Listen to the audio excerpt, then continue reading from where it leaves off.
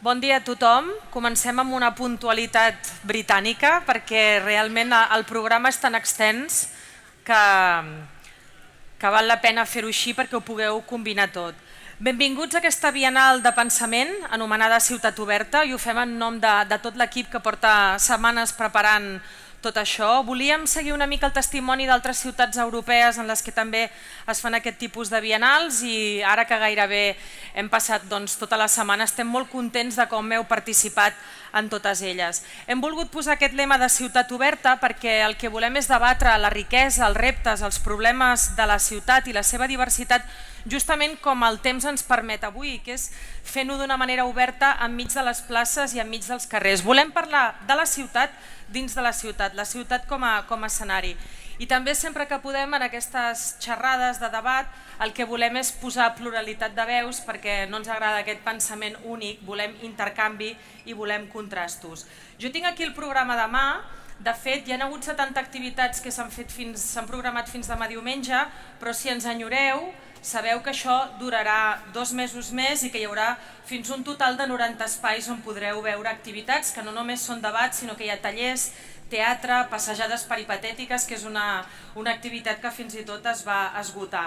Al Twitter de BCN Cultura, al canal de Telegram, a la nostra pàgina web podeu trobar també informació i a més, com veieu, totes les xerrades s'enregistren en vídeo, amb la qual cosa sempre les podeu recuperar.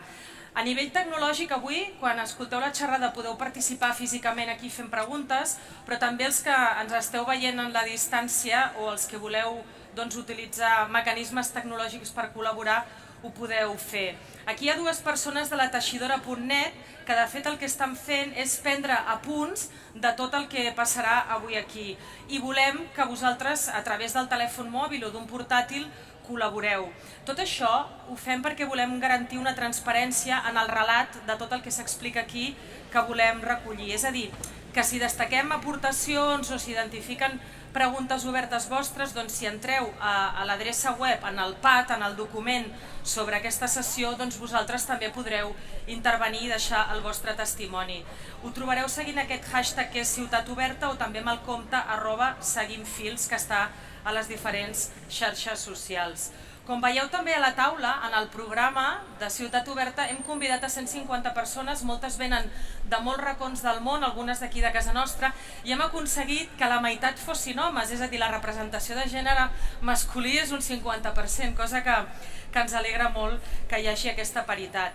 Avui, dins del cicle Ciutat Democràtica i Habitable, abordarem les desigualtats que hi ha en la ciutat, però no només desigualtats que poden ser econòmiques, de salut, d'habitatge o d'educació, sinó també l'accés i la participació a la cultura i fins i tot el poder produir aquesta cultura o el que podríem anomenar drets culturals. És pensar una mica en aquest accés universal no només a la salut o a l'educació, sinó també a la cultura.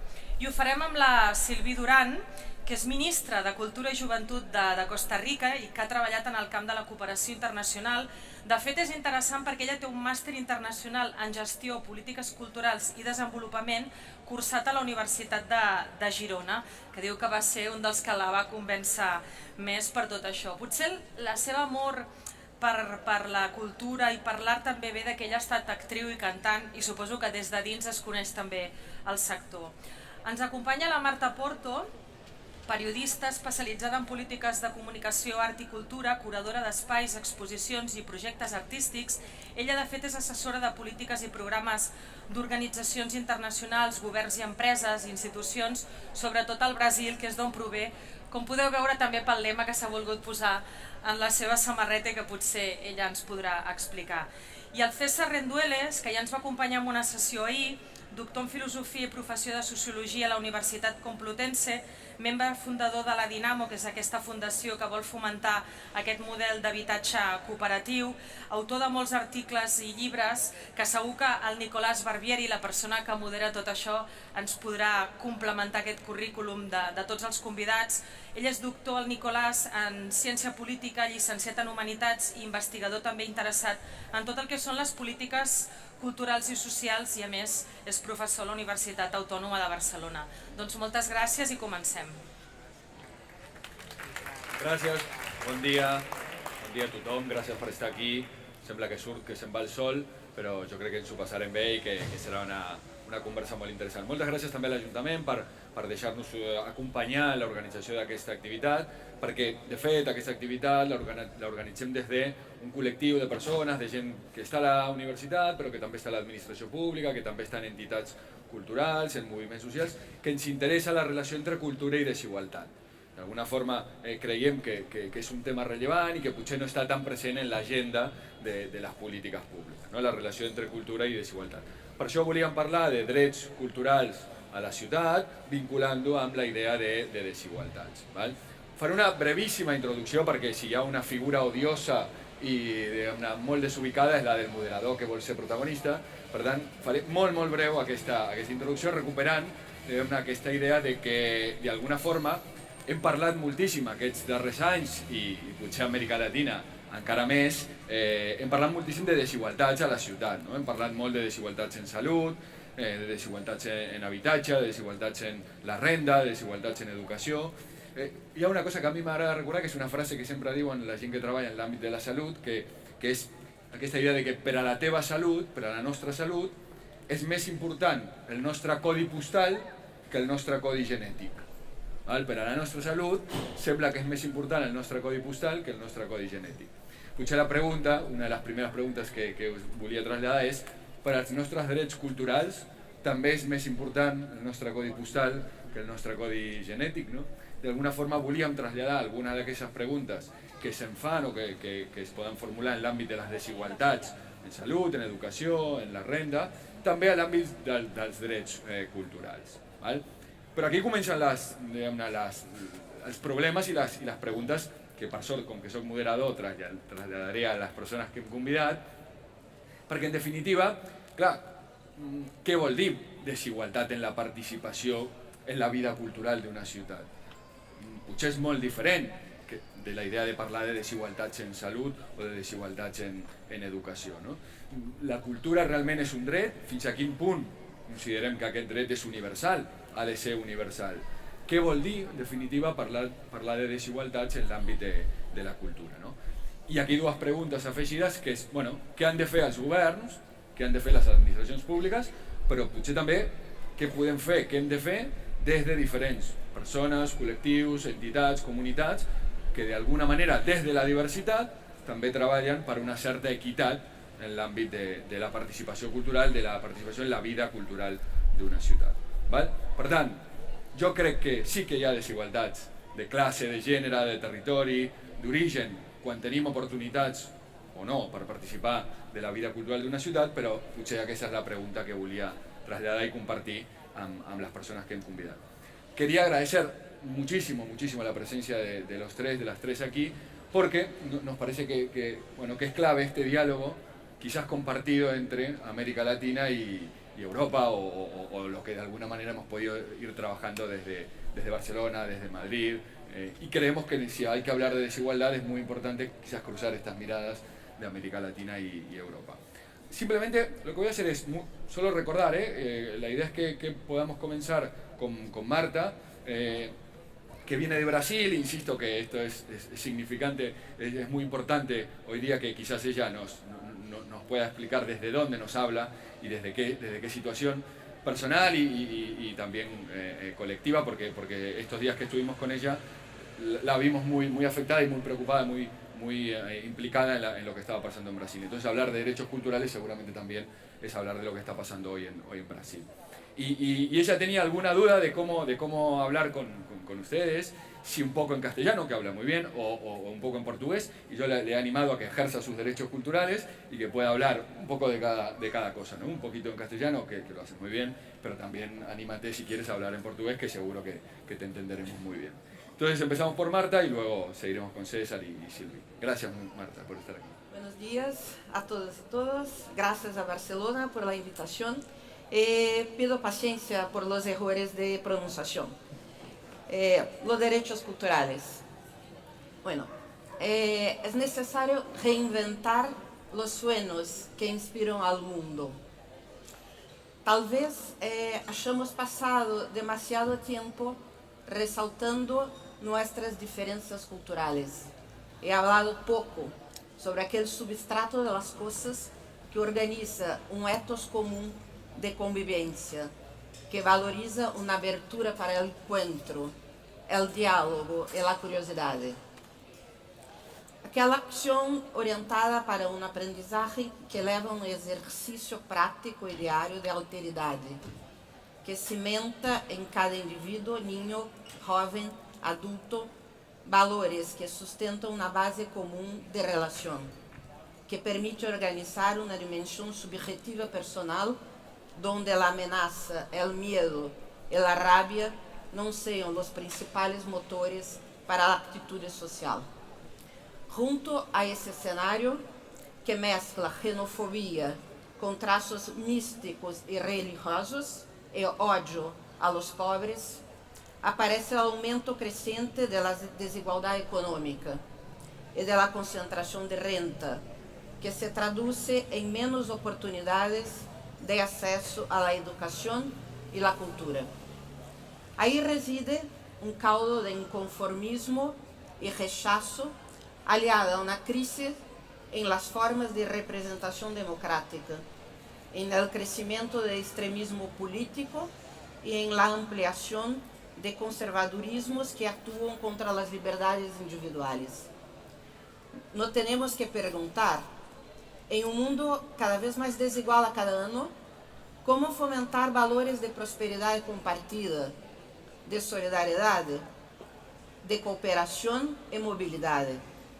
E como desarrochar e apoiar fábricas de inteligência que propagam soluções, ideias, imagens, cujo propósito seja promover valores culturais, inovações em processos de aprendizagem, contenidos e linguagem para a comunicação de massa, entretenimento, notícias, publicidade, e novas plataformas de meios de comunicação, que funcionem como um manifesto, uma declaração sistemática que cree novas possibilidades de conectar-nos uns com os outros e estabelecer noções e crenças diferentes das que nos regem hoje. Isso não é uma utopia, é sim uma mera imitação de momentos claves da história, onde homens e mulheres que se perguntaram se aquela ordem ao qual estavam submetidos era adequado frente aos cambios em curso. São as rupturas necessárias para seguir adelante. Esse é o principal reto das políticas culturais nos próximos anos. Todo esse mal-estar com o estado das coisas pide a los que se dedicam às ciências humanas, a los estudos culturais e a formulação de políticas nesse campo que inovem investigando novas formas de pesquisa, de categorias de análises, de formulação de indicadores e incluso de referencial teórico. Necessitamos criar, sair de nossa zona confortável e arriscar mais. É o momento de orientar nosso ecossistema de trabalho hacia três eixos centrais: democracia, sustentabilidade e liberdade incondicional para as artes e para os artistas. Sigo com três ideias.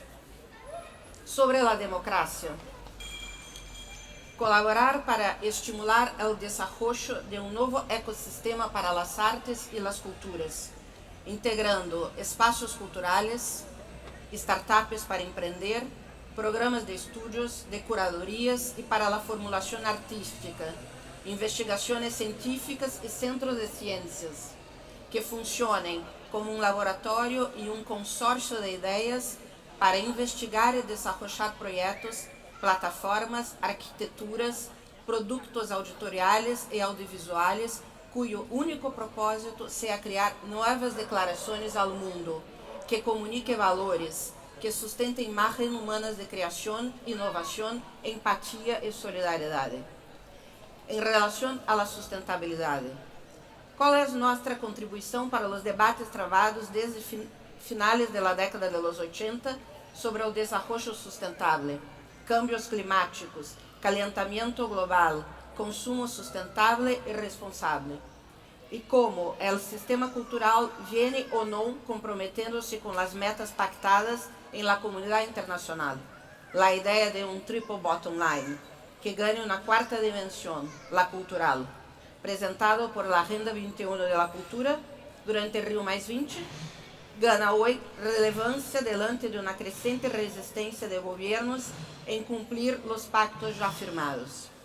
Por otro lado, hay que pactar también metas internas para el sistema cultural que consideren los ítems anteriores.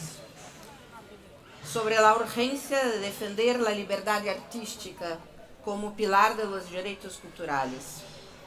Bueno, defender y apoyar la libertad artística de forma incondicional, su diversidad, sus formas transgresoras y disruptivas de actuar en el mundo contra cualquier oposición, censura o autocensura institucional, popular o religiosa. Es necesario dar respuestas firmes a la apatía y la sumisión que las artes están sufriendo actualmente, en especial en países en desarrollo, pero no solo eso. Apoyar a artistas, poetas, escritores, creadores perseguidos o sin apoyo institucional para desarrollar su arte y sus creaciones. Artistas nuevos, artistas establecidos, aficionados o profesionales a nivel global. Es urgente institucionalizar la libertad de las artes como un pilar de la democracia política.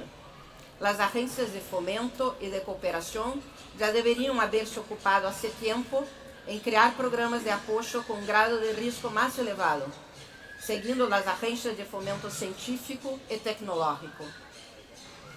Arriscarse en lenguajes desconocidos, en curadorías alternativas, en formatos de creación que provocan choque y resistencia. Si hay un club de inversores globales de riesgo en productos y servicios que apostan en nuevas formas de consumo y de relación del hombre con su medio, con finalidades económicas, sociales, de salud, colocando la innovación al servicio del enriquecimiento y de la economía de consumo y bienestar, es posible inducir una filosofía de mayor riesgo en las inversiones dirigidas para las artes, los lenguajes artísticos y las ciencias humanas. Hoy, delante de los impases ofrecidos por la ola conservadora extremista que al mundo asiste, y en ese momento en concreto en mi país, Brasil, que lo está viviendo de una manera nítida, siento que necesitamos imprimir un carácter de urgencia en nuestra colaboración para reinventar las creencias culturales que moldeam el mundo en ese momento de sentimientos distópicos. Esa es la urgencia, bajo pena, desde mi punto de vista, de que las políticas culturales y todo lo que sustentan, como la diversidad y los derechos culturales, se vuelvan cada vez más irrelevantes para el ciudadano común. Bueno, disculpa por los errores de pronunciación, pero en las preguntas hablo en portugués. Muchas gracias. Muchas gracias, Marta. Sí que te animo a que luego en las preguntas puedas hablar en portugués más tranquila y que nos puedas compartir también tu visión de lo que está pasando en Brasil. Bueno, vamos con César Rendueles. Además de la presentación que ya te hicieron, yo simplemente quería recordar que durante muchos años has sido el coordinador cultural del Círculo de Bellas Artes en Madrid. Fuiste gestor cultural, te fuiste, nos abandonaste. Yo te diría, vuelve, no nos dejes solo, vuelve a la gestión cultural cada tanto cuando puedas, cuando digamos, no estés escribiendo libros tan interesantes como Sociofobia, como Capitalismo Canalla o como En Bruto, una reivindicación del materialismo histórico. Muchas gracias, César, también por estar aquí, por acompañarnos en esta idea de conectar desigualdad y cultura y desde tu visión. Bueno, pues muchas gracias a todas, a todos por estar hoy aquí, por la invitación a la organización. Están siendo unos días, yo creo que muy emocionantes, al menos para mí, justamente porque vengo de ese mundo de la gestión cultural y estas cosas no son frecuentes, no son normales, ¿no? Y yo creo que merece la pena recordarlo. Voy a intentar ser breve porque, bueno, teniendo a estas compañeras de mesa, casi cualquier cosa que pueda decir va a ser frívola, entonces prefiero mil veces escucharlas a ellas y tener la ocasión de dialogar con ellas. Quería simplemente plantear un poco esa idea que nos lanzabas, ¿no? O sea, ¿por qué nos cuesta tanto incorporar los derechos culturales a las reivindicaciones de derechos sociales? Cuento un poco así esta idea de derechos sociales, que es bueno, una noción muy sugerente, que lanzó un sociólogo que se llama Marshall, eso da igual, ¿no? Hace ya bastantes años, que planteó que de alguna forma las dinámicas de democratización, las dinámicas de emancipación funcionan un poco por oleadas, ¿no? Como por una ampliación de derechos asociadas a distintas dimensiones de nuestra vida ciudadana. Entonces, primero habría habido históricamente una primera ronda de conquista de derechos civiles, ¿no? Después habría venido una segunda conquista de derechos políticos asociadas a la democracia universal, etc. Y finalmente habría llegado una tercera ronda de conquista de derechos sociales. Y ahí estarían pues eso, la sanidad pública, la educación pública, ¿no? Bueno, yo creo que parece razonable pensar que los derechos culturales deberían formar parte, ¿no?, de esa tercera ronda de derechos sociales. Claro, la idea de derechos culturales puede sonar un poco vaga, ¿no? Porque claro, ¿en qué consisten esos derechos? O sea, el derecho a ver series de Netflix por la noche, es el derecho a asistir a espectáculos de videoarte, ¿no? ¿En qué consiste? Todo ello, un poquito de cada, ¿no?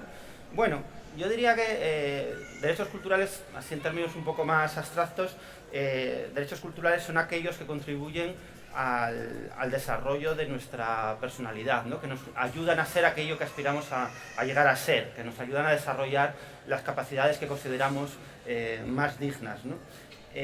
Bueno, entonces es la pregunta que nos tenemos que hacer, ¿no? ¿Nos convierten las series de televisión o los videojuegos en el tipo de personas que nos gustaría ser? Claro, el problema es que en el ámbito cultural no hemos tenido el mismo éxito que en otras áreas. ¿No?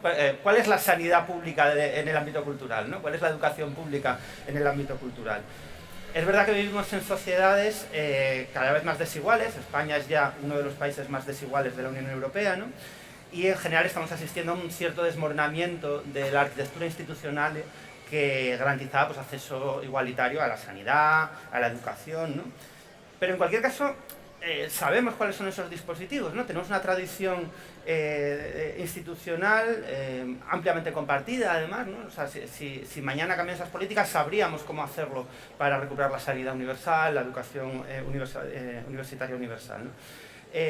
Por ejemplo, en España la vivienda nunca se ha entendido como un derecho social, pero sabemos que existen propuestas en otros países en ese sentido y que puede ser entendida de esa manera la vivienda, ¿no? La sanidad pública, la educación pública forman parte de nuestra identidad colectiva.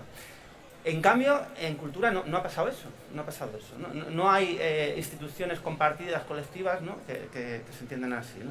Se me ocurren solo ejemplos muy concretos y limitados de cuáles son esas aplicaciones de derechos culturales. Vuelvo a esa pregunta, ¿no? ¿Cuál es la sanidad pública de la cultura?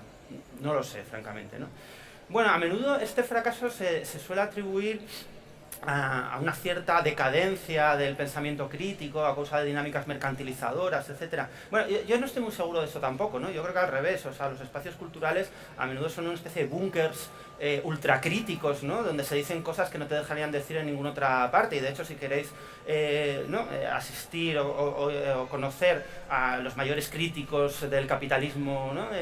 Los filósofos más radicales del mundo, más anticapitalistas, es mucho más fácil verlos en un museo de arte contemporáneo que en un sindicato, pero vamos, muchísimo más, ¿no? Y de hecho yo creo que es todavía más preocupante porque no es tanto que la cultura se haya mercantilizado como que el mercado se ha culturizado, ¿no? O sea, si hoy estuvieran aquí representantes, yo qué sé, del Banco Santander o del Banco de Bilbao y Vizcaya, estarían súper de acuerdo en la idea de derechos culturales, pero completamente de acuerdo. El Banco Santander dedica ingentes esfuerzos un montón de dinero, ¿no? a desarrollar la creatividad y programas culturales de dudoso interés, pero esa es otra cuestión, ¿no? De hecho, yo creo que el problema de fondo no es tanto que no haya espacio para la crítica en la cultura, sino que el discurso cultural crítico ha sido asimilado a menudo, ¿no? por la ideología dominante, ¿no? O sea, los centros de poder actual, desde Silicon Valley a la banca, están convencidos de que la cultura es terriblemente importante, de que es un espacio de transformación privilegiado y legítimo, ¿no? Y ya, si estuvieran aquí, ya digo, representantes de esos bancos, yo creo que estarían de acuerdo en esa idea de derechos culturales. Si habláramos de derechos laborales, ahí seguro que acabamos insultándonos, ¿no? Eso seguro. Pero con derechos culturales, bueno, encontraríamos zonas de solapamiento, ¿no? Así que, de alguna forma, el problema es que esa especie de hipertrofia crítica no solo es que políticamente no sea muy eficaz, a mi juicio, sino que incluso es un obstáculo para la democratización cultural, ¿no? Y yo la pregunta que me hago es, o sea, ¿cómo podemos romper ese círculo vicioso e impulsar derechos culturales para la mayoría? Bueno, yo conceptualmente no me parece muy complicado, en la práctica dificilísimo, ¿no? Yo creo que sencillamente tenemos que intentar pensar las políticas culturales desde la misma perspectiva universalista que pensamos la sanidad o la educación. Y eso conceptualmente no es muy difícil, pero en la práctica sí, porque para empezar nos exige a quienes nos dedicamos a esto un ejercicio de modestia. Un ejercicio de modestia, y eso no se nos da muy bien, para que no nos vamos a engañar, no se nos da muy bien, ¿no? Yo creo que tenemos que dejar de pensar la cultura como una especie de motor de cambio privilegiado de la transformación social, ¿no? Nosotros somos la llama de la democracia, ¿no? No necesitamos una versión de izquierdas o transformadora de la teoría de las clases creativas de Richard Florida, por decirlo así. No necesitamos eso para nada, ¿no? Yo creo que tenemos que plantearlo al revés, justamente al revés. O sea que si no participamos de amplios procesos de transformación social, las políticas culturales no valen casi para nada, ¿no? Si no forman parte de procesos mucho más amplios, son absolutamente ineficaces, ¿no? O sea, la democracia cultural solo tiene sentido si va acompañada de dinámicas mucho más amplias de democracia en los centros de trabajo, de democracia en las familias, de democracia en las escuelas. Y si no, pues será eso, pequeños búnkers ultracríticos encantados de habernos conocido, ¿no? En segundo lugar, vuelvo a lo que nos planteabas, o sea, pensar los derechos culturales es básicamente hablar de desigualdades, igual que en sanidad, igual que en vivienda. Pero entonces tenemos que pensar también qué entendemos por igualdad y qué entendemos por desigualdad. Porque últimamente, y eso en el sector cultural es casi unánime, casi hegemónico, ¿no? Tendemos a pensar la desigualdad, o la igualdad mejor dicho, en términos de igualdad de oportunidades, ¿sí? La igualdad sería una especie de control antidoping, ¿no? Que nos pone a todos en la misma posición para luego cada cual que llegue hasta donde dé de sí sus talentos. Bueno, yo creo que eso es básicamente una descripción de un modelo de desigualdad que es la meritocracia, no tiene nada que ver con la igualdad. La igualdad no es la igualdad de partida, la igualdad es la igualdad de llegada. Igualdad de llegada, ¿no? Es decir, me pregunto si podemos entender la igualdad cultural como un proyecto finalista también, ¿no? Como un proyecto que aspire a que haya una cierta igualdad en el punto de llegada. A pensar la igualdad cultural también como un resultado, no como un punto de partida inicial, sino como un resultado, ¿sí? Y eso, claro, es muy conflictivo, ¿no? Y es muy contradictorio, porque nos obliga, bueno, pues a hacernos preguntas complejas acerca de cómo proporcionar a una amplia mayoría social, ¿no? Herramientas para no conformarse con la herencia recibida, pero también nos obliga a cuestionar el canon elitista, ¿no? Heredado, ¿no? Y esas son preguntas muy incómodas, muy incómodas de hacer.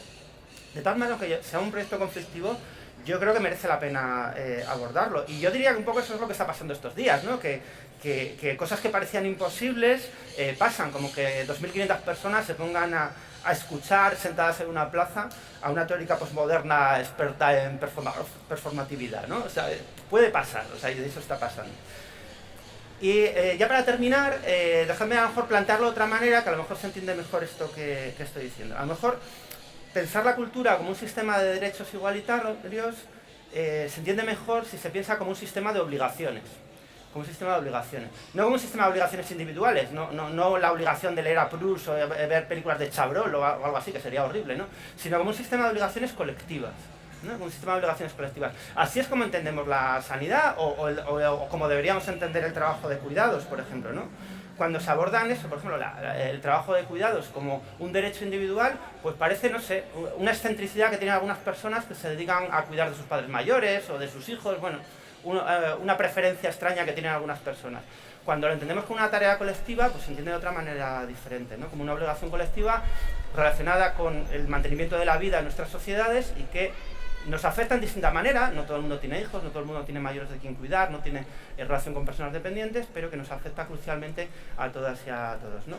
Yo creo que deberíamos atrevernos a pensar así la cultura, ¿no? Formar parte de una república de iguales es estar comprometido con la preservación de las herramientas necesarias para ese despliegue individual, de distintas maneras, ¿no? Y la pregunta un poco yo creo que nos deberíamos hacer no es no solo a qué tengo derecho en el campo cultural, sino qué obligaciones tengo en el campo cultural, cada uno desde nuestra posición.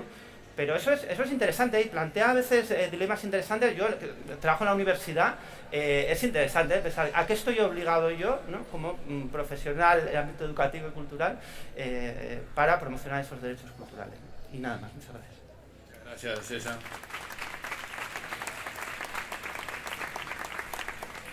Bueno, y por último, Sylvie Durán, que además de, como te han presentado, de ministra de Cultura y de Juventud de Costa Rica, has trabajado muchísimo en el ámbito de la investigación, acción, en el ámbito cultural, en el ámbito de esta idea de poner en común Centroamérica, y además eres actriz y cantante. Ya nos lo demostraste ayer, ya ejerciste tus derechos culturales ayer, pero si quieres hoy también puedes, ¿eh? En cualquier caso te cedo la palabra. Muy buenos días, tengan todos y todas. Primero, muchísimas gracias por la posibilidad de estar aquí y resonar con una serie de temas que finalmente estamos pensando en casa, y abrirse y sacudir la perspectiva y poner en contexto que igualdad, desigualdad y tales con respecto a qué, y que eso es una construcción en territorio localizada. Cuando uno entra a una conversación, generalmente lo que estaba pensando ya no tenía importancia porque la conversación está en otra parte. Entonces lo que tengo aquí es un forro de algunos datos, a ver, un forro, no sé cómo le llaman aquí, una chuletilla, Sí. de datos por si acaso logro articular algunas ideas que voy a resumir brevemente por si acaso no me da el tiempo, más o menos hacia dónde quería ir, y vamos a ver si lo logramos. Una tiene que ver con la historia de las ciudades en América Latina, la historia de las desigualdades, por razones muy particulares de los procesos de urbanización allá. Entonces, no es algo reciente y que de pronto se pone a la par de la discusión sobre urbanización y acceso y tal, sino que es la historia, es la herida de la desigualdad en nuestros países. Quería, como de abogada del diablo, poner en tensión, sí, compararnos con los indicadores y la manera que entendemos los otros sectores sociales a los que nos han asociado tradicionalmente, ¿verdad? Sanidad y tal, es el mejor espacio, y más bien traer a colación cosas que tienen que ver con el medio ambiente, en las que nuestro país tiene una trayectoria muy importante y que son de una transversalidad de tal naturaleza. Si el medio ambiente, si no logra hacer corresponsabilidades, obligaciones en el ámbito productivo, pues eso es lo que tenemos justamente, y cómo no podemos seguir pretendiendo crecer sin hacernos responsables de cuánto implica destruir, y eso tiene un correlato en cultura, creo.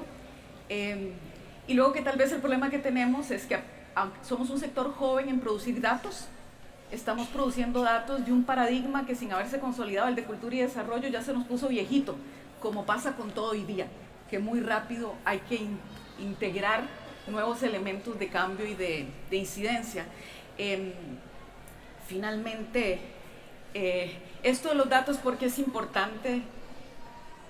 Estaba pensando ahorita, además por lo ilustrado de la actividad, porque este es el espacio en el que me formé en la gestión, es que entre el tiempo en una administración de 4 años, que es el caso de Costa Rica, entre que uno llega, se acomodan todos y somos equipo. O incluso yo estaba en la administración anterior, pero ahora tengo un gabinete distinto, un presidente que plantea unas estrategias distintas que heredan de las anteriores, pero hay que hacer todo este marco. Y el tiempo de cierre, uno tiene más o menos 2 años de gestión a todo mecate, decimos nosotros, que es más o menos lo que uno dura haciendo una tesis de doctorado. Y la responsabilidad brutal que uno tiene, y ahí quisiera hacer una pragmática para ponerlos en tensión a los colegas investigadores que nos ayudan a pensar las cosas, es uno tiene que partir de lo que sabemos y las claridades que tenemos, ir poniéndolas en cuestión, pero tomar decisiones y mover el aparato. Entonces ya tomar buenas decisiones es un desafío, mover el aparato es otro gigantesco. Y finalmente, pues sí que es imposible pensar que en un periodo administrativo se resuelven los problemas estructurales de fondo, que son los que están en cuestión. Y uno lo que puede hacer es acercar brechas. No va a erradicar la pobreza, no va a resolver derechos, va a acercar brechas, y ahí la decisión relevante tiene que ver con dónde es más estratégico para empoderar y dar agencia a los diferentes actores, que nos tenemos que hacer corresponsables para que, a partir de lo que puede avanzarse, haya más capacidad de resiliencia y de construcción colectiva para la vida, que finalmente en estos tiempos es lo que está en juego. Cuando uno piensa en el fracking en Estados Unidos, en lo que oímos ayer sobre el Amazonas en relación con las posibilidades del futuro de Brasil, y el cambio climático y los huracanes que hemos tenido los últimos 2-3 años en el trópico es para aterrarse. Estamos yendo a un suicidio a una velocidad inconmensurable. Y ahí puedo hablar que es algo que no hemos logrado en cultura con la autoridad de un país que, siendo muy chiquito, muy humilde, ha hecho decisiones terriblemente valientes porque nos cuestan mucho y somos humildes para no producir de un modo que nos destruyamos. Y ahí voy a dar un dato. Nosotros somos un país relativamente pionero en América Latina con la cuenta satélite de cultura. Entonces tenemos cuentas de impacto en el PIB y tal, y eso ha servido para agendar una serie de cosas en sectores que no nos tomaban muy en serio hasta hace poco. Pero los compañeros de ambiente tenemos también cuentas verdes. Y entonces, claro, uno de los resultados de esas cuentas verdes es cómo impacta lo que hacemos en medio ambiente en el PIB, en determinados sectores. Pero lo más importante, el para qué de esas cuentas, no es ese impacto en el PIB, es cuánto logramos preservar, resguardar, cuidar circularmente nuestro capital natural. Es decir, cómo logramos crecer sin destruir. Y ese es el verdadero tema. Y en cultura, digamos, en los últimos años nos dimos a la tarea de medirnos en la economía, en la tal, los procesos de gentrificación, de exclusión, de puesta en valor de solo unas expresiones y grupos y formas de consumo y de práctica. Pues lo mismo que con la naturaleza, tienen unos excedentes negativos muy brutales de exclusión. Entonces también parte de esa comprensión que tiene que tener una dimensión económica, no solo por el impacto económico, sino porque tener guardaparques cuesta. Vivir sin destruir el ambiente cuesta. Y es parte de nuestra corresponsabilidad. Y fíjense, en Costa Rica, tengo un colega por acá, que es de la Asociación de Compositores y Autores Musicales de Costa Rica, quienes estamos en el centro y nos hemos podido dedicar al arte y pasamos por la educación universitaria. Somos en Costa Rica unos grandes privilegiados. Y por muchísimos años la política cultural ha estado concentrada y el 75% de nuestra infraestructura cultural en 2 kilómetros del centro de San José, ni siquiera del gran área metropolitana. Ayer tuve oportunidad, gracias a Nicolás, de ir al Ateneo de Nou Barris y a la fábrica ICOATS. El equipamiento y la movida cultural de Nou Barris es mejor que en la mayoría de los barrios de clase media y media acomodada de mi país. Y entonces ahí sí, claro, yo digo, ¿cómo? Aquí la equidad es ponernos como pares frente a qué baremo. Y entonces, para volver a la idea inicial de que el tema urbano en América Latina está directamente vinculado a la desigualdad, es que la forma en que se urbaniza América Latina, y toda América es el continente más urbanizado, ¿verdad? De los 90, cuando la CEPAL empieza a mirar el problema y lo que viene, calculan que al 2020 íbamos a pasar, bueno, en el caso de Costa Rica, yo les doy el dato, de 33% de población urbana a 65%. En el caso de México, de 42 a 84. Y ya solo entre los 70s y los 90s nos habíamos duplicado, con estados que de ningún modo tenían la capacidad de absorber esa carga y asegurar servicios básicos.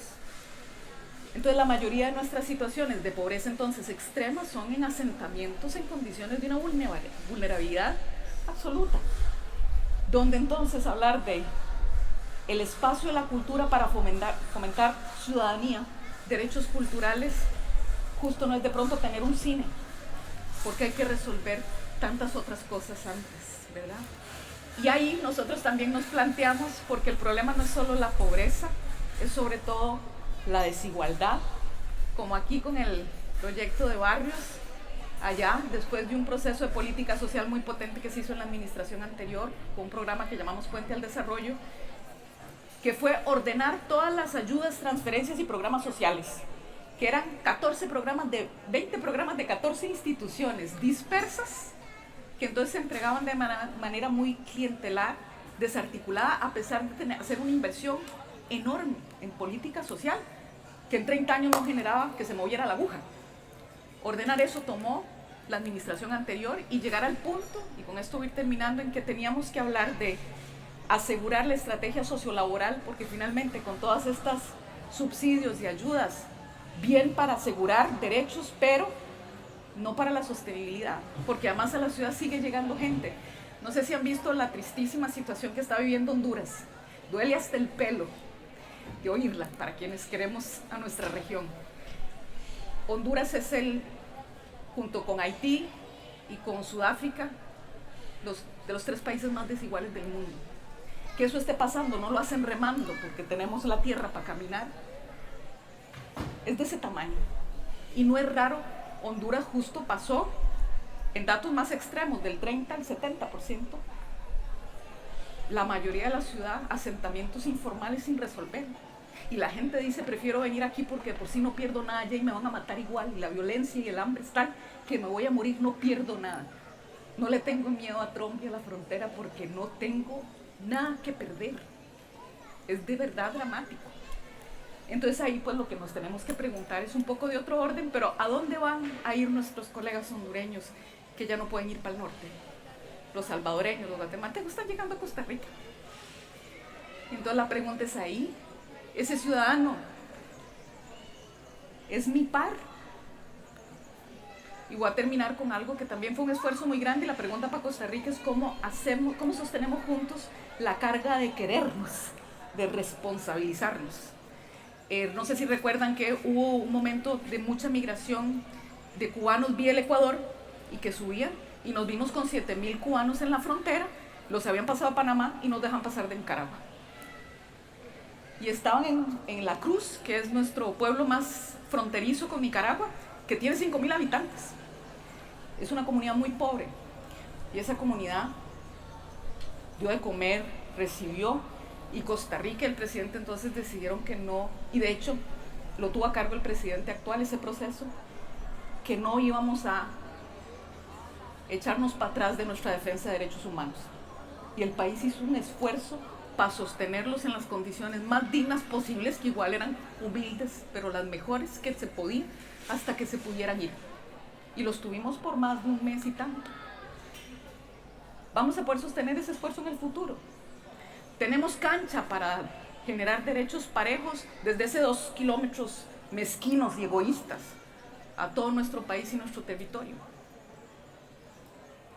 Es muy difícil, y ahí voy a terminar con esto. Hay un colega estadístico de los temas de medio ambiente que decía, nos dejamos enredar cuando nos convencieron que el problema era erradicar la pobreza y no distribuir la riqueza. Y eso pasa en algún momento, porque de algún lado tiene que salir para que haya para todos. Y entonces el problema es que la equidad es para dónde, es para arriba, o es para abajo, pero solidaria. Es seguir creciendo o decrecer. ¿Qué es la circularidad? Y cierro con algo que es la fe que tengo. En mi país, hace 40 años éramos el peor de la clase en deforestación en América Latina. Y algo entendimos en el camino a tiempo suficiente, cerca del despeñadero, para decir que eso se revirtiera y hoy más del 56% tenga alguna forma de protección del entorno, y haya decisiones como prohibida la minería abierta, no explotar, pretender buscar petróleo, qué sé yo. Y entonces estamos fuera de todos los negocios que dan plata. E inventamos el turismo sostenible. Bueno, es una apuesta de mediano y largo plazo, de mucha paciencia, arriesgada cuando uno no tiene mucha plata. Hay que hacerla. Eso, o nos vamos al despeñadero todos juntos. Parar la máquina, o cómo. Y entonces no puede ser que estemos buscando cómo sostener la derrama sin ver dónde está la herida que está produciendo el desangramiento. Y entonces hay algo de la equidad que no es solo hacia mejor, es hacia el parejo que nos pueda dar dignidad y generar una convivencia que nos cuide, que me convoque a cuidar al otro, porque si no, ¿quién me cuida a mí y a cuidar a mi entorno? Muchísimas gracias. Gracias. Muchas gracias, Silvi. Bueno, se han portado muy bien, no me han hecho trabajar, por lo tanto tenemos un buen rato, me parece, para poder comentar con la gente. Com deia la Silvi, ahir vam estar intentant fer alguna cosa que crec que forma part també de la Bienal, que és connectar les coses que passen explícitament i estrictament per la Bienal, com la visita del César, de la Marta i de la Silví, amb coses que ja estaven passant o que ja passen des de fa molt de temps a Barcelona. D'alguna manera intentar connectar aquests dos mons. No? I per tant vam estar a la Fabra i Coats parlant molt amb un grup de gent que està molt ficada i molt implicada amb intentar treballar la relació entre cultura i educació, no? Pensant que una oportunitat per treballar en polítiques culturals equitatives passa per establir ponts de veritat i no instrumentals amb les polítiques educatives. I per tant vam estar compartint una bona estona i molt interessant. També després vam, com deia la Silvia, vam estar a l'Ateneu Nou Barris i vam d'alguna manera intentar reflexionar sobre reptes, dificultats, però també oportunitats d'aquesta relació entre cultura i comunitat, no? I crec que va ser també molt interessant. Però a més hem convidat avui, aquí al debat, molt especialment, a uns 20 joves que els tenim per aquí al davant. Alguns que estan aquí no són tan joves, però bueno, hi ha uns quants joves que estan aquí que participen i formen part d'un projecte que es diu Nous Lideratges als Barris. És un projecte que es desenvolupa en el marc del Pla de Barris i que tenen o que venen ells i elles de barris com Nou Barris, que són barris molt actius, molt vius culturalment, però que també, jo crec que s'ha de dir, han estat sotmesos a desigualtats molt importants. Com que m'han dit que són molt canyeros, aquests joves, penso que potser els hi podem donar la primera paraula i a veure si volen interpel·lar i volen preguntar alguna cosa als nostres convidades que tenim avui. No sé si s'animen, espero que sí, els hi donaríem la primera paraula. No sé si tenim un micro. Hi ha un micro? No micro? Si tenim un micro, està allà. Aquí al davant. Gràcies. Si algú s'anima a fer la primera pregunta per trencar una mica el gel, no passa res, pregunteu el que us sembli més interessant.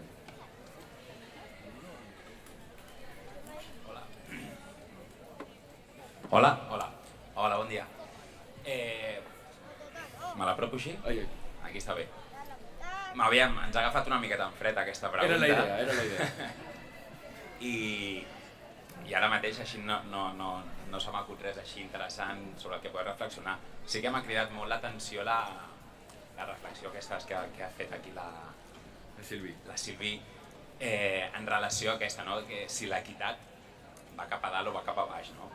Jo penso que és una reflexió força interessant en el marc en el que ens envoltem nosaltres mateixos, no? Vull dir que per poder rellançar totes les activitats, tots els fronts que tenim oberts, ens hem de començar a plantejar, ja no només des dels barris, que ja tenim molt assumida aquesta visió, sino me estoy dando cuenta que igual mejor lo explico en castellano, ¿no? No aprendí catalán cuando estuve acá, pero entiendo. No pasa nada. Ahí me disculpan. Bueno, intento volver rápido, si no me hago muy largo. Apuntaba que en el comentario que has hecho sobre que la equidad se va hacia arriba o hacia abajo, que desde los barrios ya tenemos muy asumida, ¿no? Este principio de todo parte desde abajo, ¿no? En plan, no hay que subir, no hay que hacer más rico al rico, por decirlo así, sino todos tenemos que querer tener un poco menos para poder tener todos más, ¿no? Entonces, no sé, me gustaría que entre los super tops que estáis hoy aquí, pues que pudierais desarrollar más esta idea, que igual pues no la acabo de plantear bien o no es correcta, pero seguro que podéis hacernos reflexionar un poquito más. No sé si es muy cañero, pero... Muy cañero y muy interesante. Pero bueno, rompo el hielo, que no es poco. No es poco. Muchas gracias.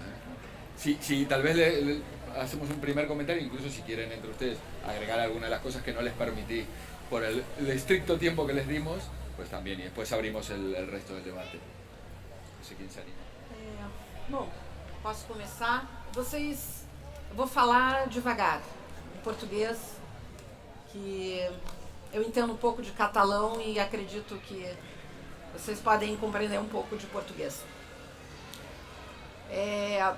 Eu vivo num país de 220 milhões de pessoas. 6 pessoas no meu país detêm metade da renda nacional. Então, numa concentração de renda brutal, sétima economia do mundo, que tem pessoas que vivem nas ruas e tem pessoas que vivem nos grandes lugares do mundo. Tá? Isso é uma realidade global. Isso é uma crença de que é possível pensar o desenvolvimento de uma maneira que não integre pessoas e planeta. Então, esse é o centro da discussão. E não é possível, para mim, falar de políticas culturais sem pensar numa mudança qualitativa dessas crenças. Em que medida, e aí há uma diferença fundamental entre políticas de cultura e políticas voltadas para o campo das artes. São duas coisas muito distintas dentro de um ecossistema. Tá? A política voltada para o campo das artes, ela tem que garantir como princípio a liberdade artística, porque são as narrativas artísticas que intencionam o status quo, as linguagens, a possibilidade de você transgredir o status quo. Me faz compreender? Né? As políticas de cultura, elas estão voltadas para formar culturas, para pensar crenças culturais. E toda tomada de decisão é estabelecida a partir de crenças. Né? Se você tem a Sylvie como ministra, eu tive vários cargos públicos, o peso de uma decisão, para onde vai o dinheiro, com quem eu conto, com quem eu dialogo, o peso dessas decisões estabelece quem somos e para onde vamos. Tá? Então, como trabalhar para fazer com que essa onda, mude crenças num sistema decisório que considere pessoas e que considere planeta, que são, para mim, os três eixos centrais. Então, a princípio, acho que é a maneira que a gente tem de contribuir. Bueno, brevemente, yo creo que tienes toda la razón, o sea que, pero además iría todavía más, ¿no? O sea, hay un sistema de desigualdades culturales que se superpone al sistema de desigualdades urbano brutal. Yo creo que aquí en Barcelona igual se nota un poco menos, aunque parezca increíble, que en Madrid es una cosa disparatada, parece una autoparodia, ¿no? O sea, en 1 kilómetro cuadrado, ese sí que es 1 kilómetro de verdad, se acumula una cantidad de intervenciones culturales disparatadas, pero es demencial, ¿no? O sea, sobre todo en el ámbito artístico, todos los museos están ahí en 1 kilómetro, todos apelotonados, ¿no? Mientras que en los barrios no hay prácticamente nada. El año pasado hubo un festival de música de la Comunidad de Madrid, de la comunidad, de toda la comunidad autónoma, y yo conté que de 40 conciertos más o menos, solo uno era no fuera de la ciudad, fuera de la M30. Fuera de la M30, o sea, era increíble, o sea, el 39 estaba no ya en la provincia, sino directamente en el microcentro de la ciudad, ¿no? En una ciudad de 6 millones de habitantes. Pero es que yo iría más allá todavía, porque afecta a los propios contenidos culturales que se privilegian, ¿no? O sea, yo creo que en muchos barrios hay una vida cultural muy efervescente. Lo que pasa es un tipo de cultura muchas veces muy ignorada. No me refiero a la contracultura, ¿no? a la cultura más institucional muy ignorada. Siempre pongo el mismo ejemplo, y lo voy a hacer también, ¿no? Que son las bibliotecas. O sea, ¿qué es lo más parecido a la sanidad pública que tenemos en cultura? Pues la red de bibliotecas, es lo que se me viene a mí a la cabeza, ¿no? Que son espacios sistemáticamente ninguneados, sistemáticamente maltratados por los gestores culturales, porque son una cosa como antigua, un poco casposa, así las tratan, ¿no? Cuando son centros llenos de vida. O sea, no se me ocurre ningún espacio donde se junte gente más diferente, donde haya tal posibilidad explosiva, ¿no? De generar dinámicas culturales. O sea, quiere decir que tienes razón, tanto en términos espaciales, al subrayar esas desigualdades, como sustantivas. Yo creo que tenemos que mirar a lo que pasa de verdad fuera de los centros urbanos, para también aprender a transformar esos centros urbanos, ¿no? Retomando lo que dijo Marta, hay 8 millonarios en el mundo, bueno, millonarios que tienen el 50% el mismo 50% que... Sí. 3,7 millones de personas. Más dinero que todo el resto de la gente pobre, ¿no? Es decir, y fíjense, si son 8 para todos y 6 en Brasil está todavía más condensada, esa riqueza, ¿no? Yo de vuelta pondría, y es un poquito porque de verdad que todo este tema de sostenibilidad ambiental está ya muy incorporado como educación ambiental y ciudadana, ¿verdad? Yo siempre imagino, bueno, uno tiene que cuidar las naranjas del árbol, el árbol que produce las naranjas, o el bosque que permite que el árbol exista. Si una nevada, o digo, una época muy fría mata todas las naranjas, como ha pasado en Brasil muchas veces, ¿verdad? Pierdo esa cosecha. Si es muy brutal, puedo perder los árboles. Pero si son solo las naranjas, el año que viene voy a recuperarlo. Si le paso el hacha a los árboles, eso le toma mucho más tiempo. Y pasa que entonces en esta lógica de políticas para las artes y la cultura, lo que hemos hecho es mucha política para la naranja y poca para el bosque. Pero todo es importante. Claro. Y ahí yo siempre digo, el Ministerio de Cultura es como el ministerio, el MINAE nuestro, el de Ambiente, y el MAG, el de Agricultura y Ganadería, porque nos toca el tema patrimonial de salvaguarda, de conservación, de cuido, pero también la economía creativa o como las industrias culturales, como uno quiera nombrarlas, ¿no? Son dos cosas distintas, pero son un solo ecosistema. Y si no tenemos responsabilidad de retorno, si yo solo saco las naranjas y ensucio el agua y no me hago responsable de eso, estoy matando la gallina, ¿verdad? Entonces realmente es de nuevo, creo que este tema de las corresponsabilidades, entonces es rediseñar políticas. Y en tema de los indicadores, estaba repasando por lo que veníamos conversando estos días, cómo medimos la riqueza y qué es el desarrollo, ¿verdad? Y bueno, del PIB general al PIB per cápita, si es lo que consumís, si es lo que ganás, si es el Gini laboral, el índice de Palma, cada vez lo que ha habido es una reflexión de decir, no, esto no es suficiente. Esta forma del desarrollo no dice del bienestar o de la gente. Y en pobreza pasa exactamente igual. Y por ejemplo, este programa que les decía, la política social que se viene trabajando, tiene mucho enfoque de género. Y esto es reciente de los 80, y fueron feministas más bien del mundo en desarrollo, que es, ¿qué tengo que agregar a mi pensada sobre la pobreza si pienso en el tema de género? E implica pensar en la invisibilidad del trabajo doméstico no remunerado, de la economía del cuido.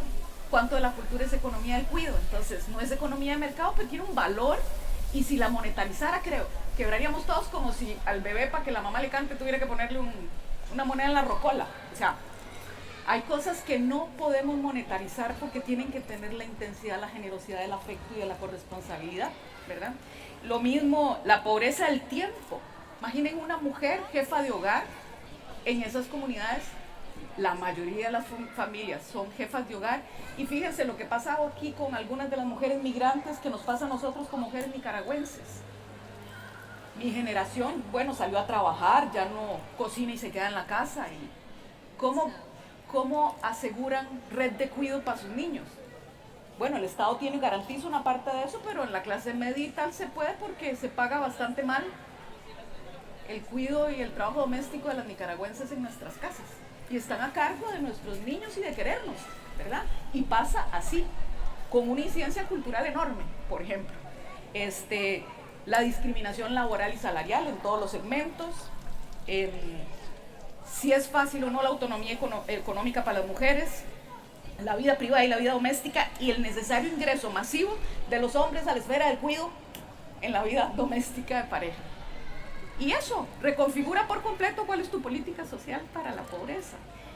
Y entonces ahí mi pregunta es más bien, en realidad en casi ninguno de estas esferas estamos apenas integrando los temas de interculturalidad y diversidad y diferencia. ¿Qué es eso en la sanidad? Bueno, ¿qué es interculturalidad en la política sanitaria ecuatoriana o la guatemalteca?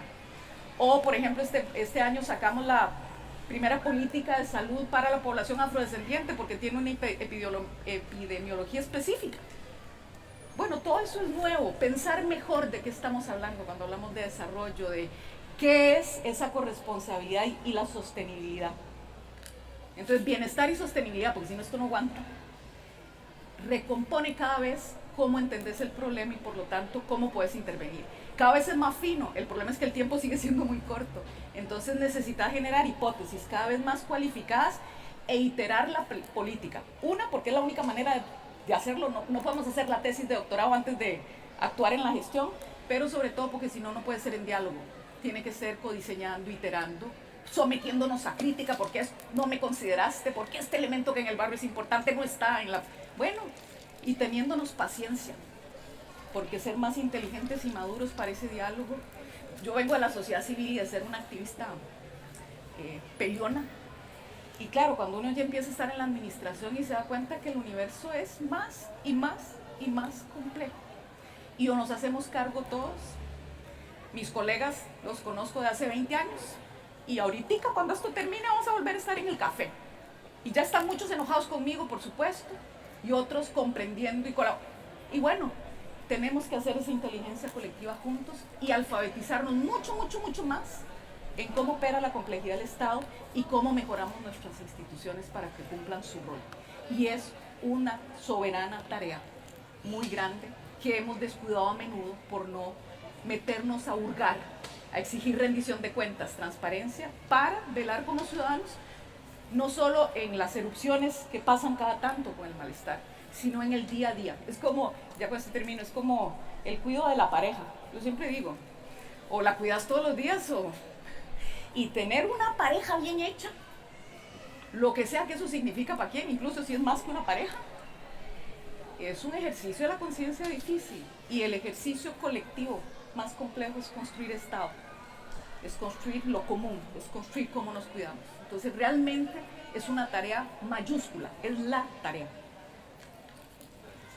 Bueno, abrimos un poco el resto del debate y recogemos tal vez un par de palabras o tres y luego volvemos para aquí. Veo una allí y una aquí. Una allí al final, sí, y luego una aquí otra vez.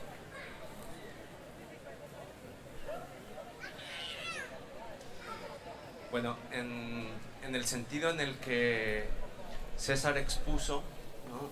Me atrevo a pensar en voz alta, viniendo desde México, si es necesaria una redefinición de la idea que tenemos de cultura, porque desde el país desde donde yo provengo, ¿no?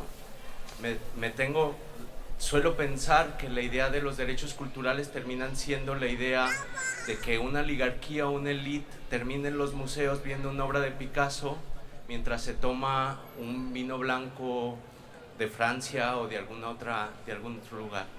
Y si la cultura es una herramienta que nos permite o que nos puede permitir cifrar horizontes de emancipación social, ¿crees tú o cómo crees tú que se deba de articular una lucha para defender una definición de cultura que no pase por la idea de los museos viendo Van Gogh tomando vino tinto?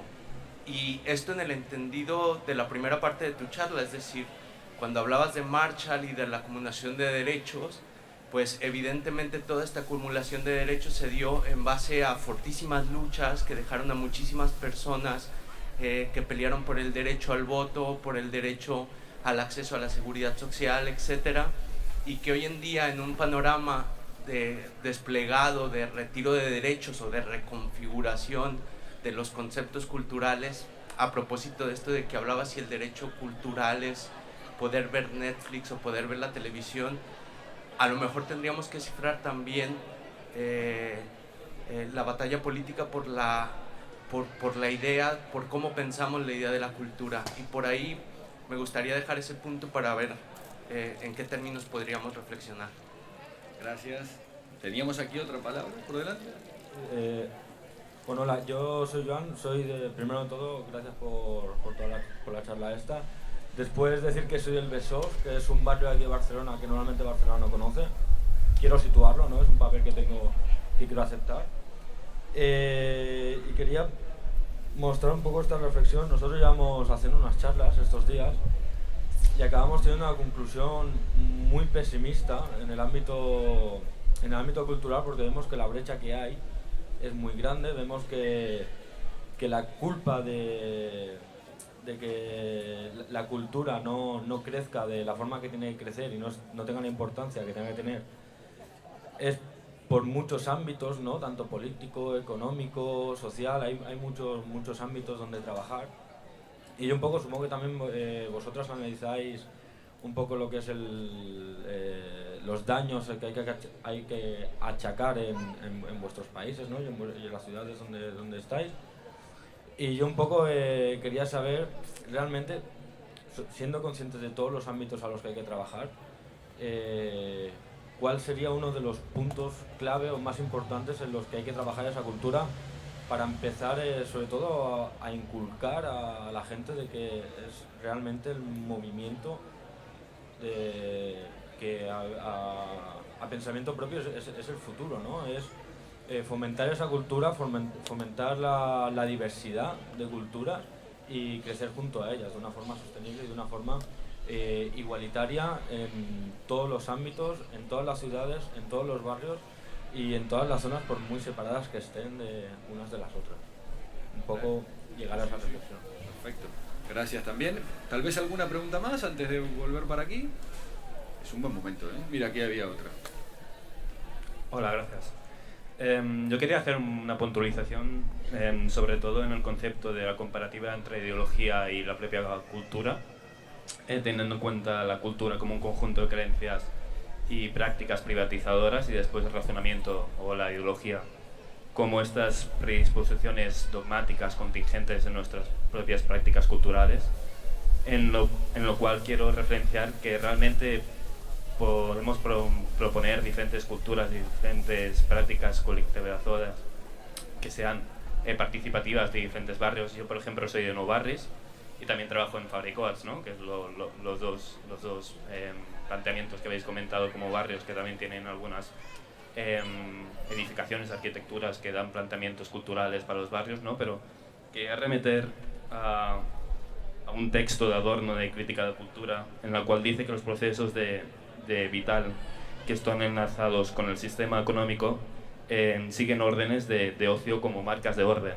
No sé hasta qué punto realmente, aun teniendo todas estas planteamientos culturales, realmente si siguen este concepto de ideología y por más allá que queramos plantearlo a llevarlo muchísimo más allá, no dejen realmente unas direccionalidades que puedan llevar a cabo diferentes colectivos en diferentes barrios en los cuales no sé hasta qué punto pueden tener esta identidad ideológica porque no es un contenido realmente transversal. Muchas gracias.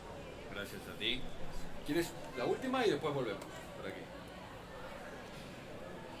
Yo solamente quería preguntar una cosa muy clara. Estamos hablando de cultura, de cómo eso puede apoyar la igualdad desde el poder, desde las instituciones, pero también estamos teniendo a instituciones que están siendo invadidas por gente como Bolsonaro y quiero que hablemos de ello. Ya está. Muy bien, gracias. Hablaremos seguro. ¿Quién nos ayuda poco a poco a ir respondiendo a alguna de las cosas que se han dicho? Sí, respecto a lo que planteabas, ¿no? de México y en general la redefinición del concepto de cultura. El concepto de cultura nació originalmente con una dimensión muy desafiante.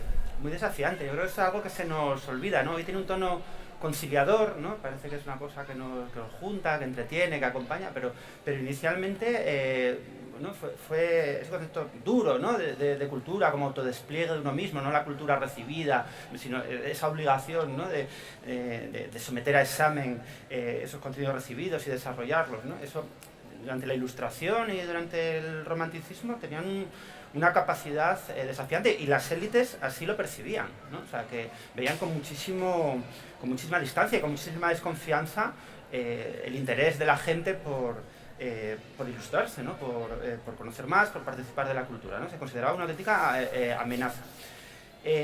Así que no sé si realmente necesitamos volver a inventarnos un concepto de cultura o más bien rescatar esa idea. ¿Y cómo se rescata? Pues yo creo que sencillamente, con lo que decía antes, con un poco más de modestia, ¿no? Pensar que justamente esos momentos en los que tiene esa capacidad desafiante hacia afuera y hacia adentro, ¿no? Para cuestionarnos a nosotros mismos, pero también para cuestionar lo que hay, es cuando forma parte, como tú bien has señalado, de procesos más amplios de democratización, ¿no? No pensar que la cultura, pues eso, es en sí mismo un disparador de la democracia y la igualdad, sino que cuando funciona realmente, y la vivimos con intensidad, es cuando participa en procesos mucho más amplios. Decía que eso nos cuesta mucho a los que nos dedicamos a la cultura, porque, en fin, somos bastante vanidosos en general, ¿no? Y esa idea de modestia, de que somos pequeños engranajes de un dispositivo mucho más grande, nos cuesta, ¿no? Somos muy narcisistas, nos encanta vernos como esenciales, cuando pues, yo creo que no es así, ¿no? Que realmente la democracia cultural avanza cuando avanza la democracia en general, en otros ámbitos, ¿no? Y respecto a lo que planteabais, que son preguntas muy concretas y yo creo que son importantes hacerlas, ¿no? ¿Cuáles son las iniciativas? Yo tengo una opinión, casi nadie la tiene, sobre cuáles son las iniciativas, ¿no? Esto siempre se deja, ¿no? A veces es una gran pregunta que dejamos abierta. Bueno, yo no, yo tengo una opinión. Yo creo que son los procesos de formación, básicamente. Formación son dinámicas educativas, dinámicas vinculadas a creación de públicos, que están extremadamente abandonadas. En este momento, por ejemplo, algo tan básico como un cineforum. Si hoy te quieres formar, ¿no? en cine, conocer el cine clásico, no tienes dónde hacerlo. No hay cineclubs, no hay apenas ya cine, y mucho menos en los barrios, ¿no? O sea, no lo hay. Algo tan básico como eso, un cineclub, en una biblioteca, tan modesto como eso, ¿no? Algo tan modesto como un club de lectura, como un club de escritura. Digo modesto entre comillas, porque por ejemplo hay ciudades como Córdoba donde los clubes de lectura y de escritura vinculados a bibliotecas públicas, por cierto, son increíbles, o sea, son impresionantes, ¿no? Son un movimiento alucinante. Así que yo creo que en realidad seguramente es más fácil y más difícil al mismo tiempo, ¿no? de lo que pensamos. Más fácil porque no son iniciativas conceptualmente tan sofisticadas como a veces nos pensamos, más difícil porque requiere un trabajo muy de pico y pala, ¿no? muy anónimo, muy modesto, ¿no? Y eso no mucha gente lo quiere hacer, por eso tiene tanto mérito lo que planteáis, ¿no? Y respecto a lo último que decíais, ¿no? Pues no sé yo si Adorno es la mejor compañía para intervenir en los barrios, la verdad, ¿no? O sea, no sé yo si es la mejor compañía. Yo creo que Adorno vivió una época muy diferente a la nuestra, en la que efectivamente la comercialización, la mercantilización cultural tenía otra dimensión. A mí me parece que hoy pasa un poco a veces lo contrario de lo que ve Adorno, o sea, que realmente los procesos de mercantilización no tienen grandes problemas con la cultura avanzada que a él le gustaba, ¿no? Y son capaces de integrarla y ubicarla en un lugar y desactivar su potencial crítico con una naturalidad asombrosa, ¿no? No sé si, como tú señalabas, ¿no? el neofascismo que se nos viene encima tendrá también esa capacidad y al final Bolsonaro también sabrá hacer eso, ¿no? Pero sí, desde luego yo creo que ¿no? lo que está pasando y la fase en la que entramos ahora, de eso no voy a hablar porque para eso, ¿no? Pero mejor lo puede contar ella, ¿no? ¿Quieres responder? No estoy segura si lo que voy a decir conecta exactamente, pero lo que me vino a la mente, estaba pensando si en nuestra diversidad multicultural centroamericana, si no hubiéramos sido conquistados en español y alfabetizados en español y existieran las lenguas vivas y fuéramos multilingües de esa riqueza, ¿cuántos seríamos otros y otras inteligentes y sensibles de otros modos, polilingües, etcétera? Pero bien, como pasó y en el entorno en que nací, hablo en español, mi generación vivió a espaldas de Centroamérica porque estaba en guerra. Yo conocí Centroamérica a mis 30 años, cuando los acuerdos de paz nos volvieron a dar chance de circular en nuestro entorno inmediato, y la experiencia fue algo mixto entre ser la niña malcriada única de la casa o huérfana y encontrar que hay una familia ampliada gigantesca y entender que ese es el bosque al que pertenezco y no me va a alcanzar la vida y a mi generación para metabolizar todo lo que eso significa, y entender la realidad garífuna y la maya en su diversidad brutal, y repensar entonces qué es Costa Rica y qué es uno como urbano, y salir de la escuela de teatro haciendo realismo stanislavskiano danza expresionista alemana y canción de protesta latinoamericana y no tener idea de cómo se arma una procesión con representaciones, que es lo que más consume mi comunidad, y estar como tan lleno de códigos y tan ayuno de ellos, tan parte de algo y ajeno, y finalmente reconocer que eso es uno y que eso es el equilibrio. Entonces esa primera idea, que no sé exactamente cómo, pero eso es lo que me produce este último pedacito. Y la otra es, que es algo que debatimos allá, cuando yo digo economía agrícola, no sé si estoy hablando de Monsanto, de huertos urbanos o de economía sostenible. Cuando digo economía creativa, no sé si estoy hablando de gentrificación, de economía social solidaria o de economía del cuidado en el barrio. Entonces solo decir esas dos palabras no es suficiente para saber de qué estoy hablando, ni cuál es la elección material, ni ética, ni estética que estoy haciendo. Entonces también como de partida, ser demasiado severo con cuáles palabras y cuáles tal. Yo recuerdo que me regañaba mucho un colega cantautor porque yo cantaba en inglés, blues, y porque en una época explorando géneros eso me gustaba, pero además yo estudié en la escuela francesa y el francés es como así. Entonces mientras me entrenaba cantando resulta que colocaba mejor en francés que en español. Entonces un buen rato técnicamente cantar en otro idioma, o como uno improvisa en clown, improvisa en japonés que no hablo, o chiflo e interpelo con sonidos y ruidos que no quieren decir nada, y uno cuando es un animal del escenario sabe que eso funciona igual, y uno puede hacer una obra completa en un idioma que no existe, y ha visto eso. Yo he visto teatro georgiano, el que no entendía nada y estar llorando como... Hay cosas que lo que atrapamos en la palabra es demasiado chiquito, es demasiada complejidad. Entonces, si nos obligamos a un acuerdo excesivo en esto racionalizado de estas realidades complejas, de pronto y lo que hacemos es poner muchas piedras para siquiera tomar el primer riesgo. Es decir, como cuando uno tímido, los chicos no lo sacaban a uno a bailar o uno no se atrevía a acercarse. Había pensado todas las imaginaciones posibles del fracaso, entonces nunca se le acercaba ni a decirle hola. No. Démosle, porque a partir de cierto momento es lo único posible. Y ahorita urge que después de una básica resonancia, por ejemplo, por la vida, por la tolerancia, por el pluralismo, si para estar juntos hoy comiéndonos aquí en el barrio una sopa colectiva, tenemos que tener la misma religión. El Congreso actual de Costa Rica y la Comisión de Hacendarios, frente a la que yo tengo que ir a defender el presupuesto de cultura, tiene el Frente Amplio, que es el partido más a la izquierda, tiene 3 diputados neopentecostales, tiene 2 del partido gobierno, tiene 3 y 2 de los partidos tradicionales del bipartidismo, y los eligieron mis coterráneos. Y los eligieron para que se sentaran y no me dejaran hacer lo que me da la gana con el presupuesto. Y tengo que lograr colocar que ese proyecto opera, no solo hacia ahí, hacia los colectivos de mi sector, que son todos los del planeta, porque el sector libro no es el mismo que el sector audiovisual, no es el mismo que el sector comunitario, no es el mismo que el... Es una conversación multitodo, que por muchos ratos es un gran caos. Entonces, digamos, hay como que empezar a cantar hasta que vamos afinando mejor, porque es así el proceso, no es de otro modo, aunque uno lo piense mucho más ordenadamente, estructuradamente, en los hechos. Es un proceso complejo, bastante caótico. Eso es la democracia, eso es la pluralidad. Uy, una última cosa que me acordé.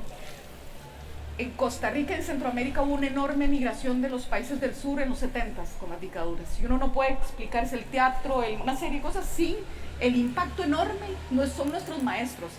Yo recuerdo que después de muchos años me tocó ir cuando estaba Patricio Aylwin a un festival de las naciones de teatro. Y hay una chica de 18 años, de los edecanes, amorosísima, que nos lleva para acá y para allá. Y yo le pregunto qué piensa de la democracia. Porque nosotros sabíamos antes de lo que estaba pasando ahí. Y ella lo que me dice, ay, no sé, es un desorden. A mí me quiso dar como condorito, plop, ¿verdad? Y claro, es un desorden. Porque cuando uno solo es como en el matrimonio, si el hombre es el único que mandaba, más fácil hacer el proyecto de la familia. Cuando son dos está más jodido. Bueno, yo prefiero ese caos, ¿verdad?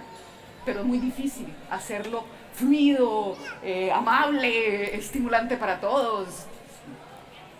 Y bueno, eso es la dificultad, quiero decir. Vale, Marta quería también intervenir, ahora me pedía que asumiéramos también nuestra responsabilidad colectiva en los derechos culturales y le ayudáramos con la traducción si en algún momento no queda claro, ¿vale? Por lo tanto, pero yo creo que se entiende, ¿eh? En todo caso te ayudamos, Marta. Vou tentar ser didática. Primeiro,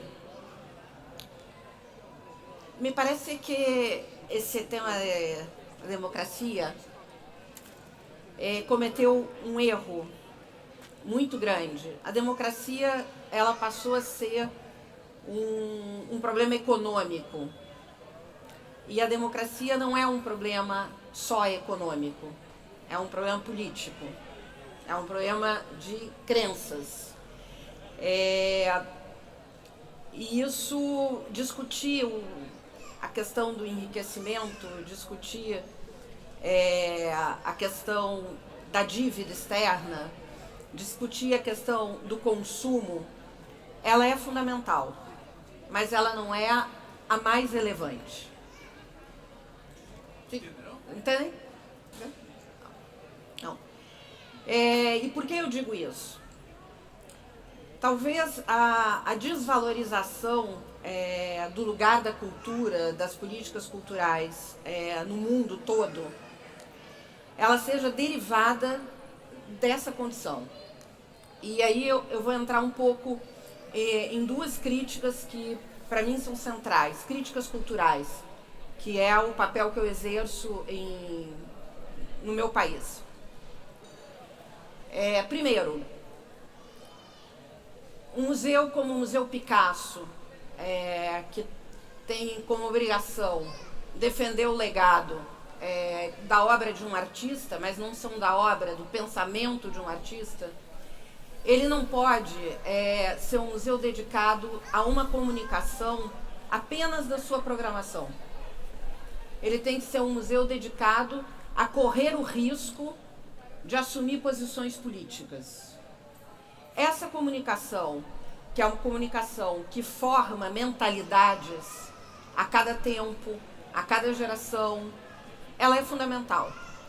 Em algum momento, o nosso ecossistema se descomprometeu com esse tipo de lógica.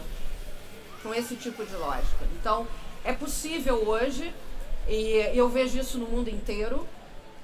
Acabo de voltar de Londres com uma exposição que chama The Future Starts Here, uma exposição incrível, mas que em alguma medida a comunicação não está à altura daquele composto, daqueles conteúdos culturais que estão expostos ali, certo? Isso vale também para a ação comunitária, respondendo um pouco ao companheiro do México. Nem toda ação comunitária é uma ação que ajuda a formar um senso democrático comum. O nazismo está aí para provar isso, tá? A ação dos neopentecostais na América Latina inteira, que tem base comunitária, que tem uma visão absolutamente antidemocrática, porque não é inclusiva, está aí para provar isso. Então, em que medida que o trabalho comunitário, ele é um trabalho que equilibra também uma visão mais diversa e plural do mundo, que ele abarca uma visão mais diversa e mais plural do mundo. Essa é uma medida que nós precisamos trabalhar.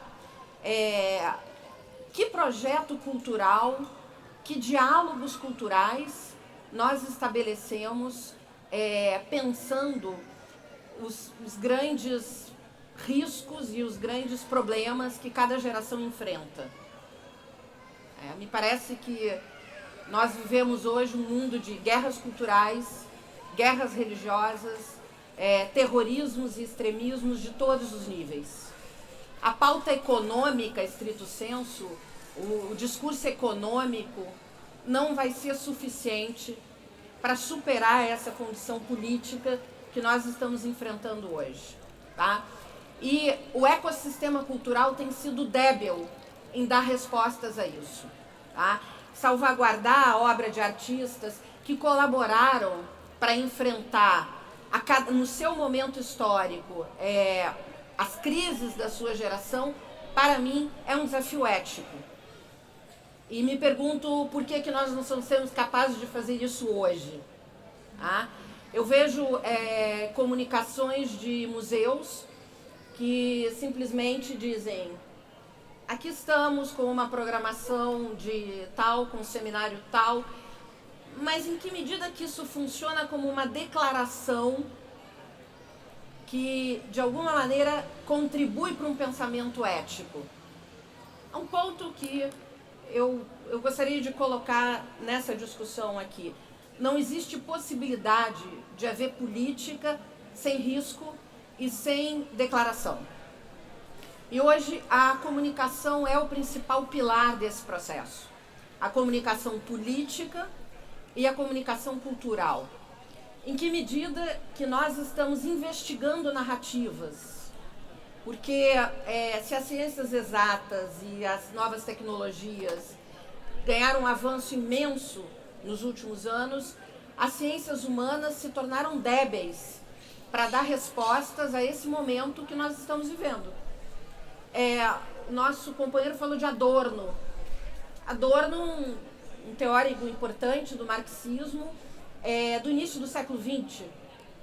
Né?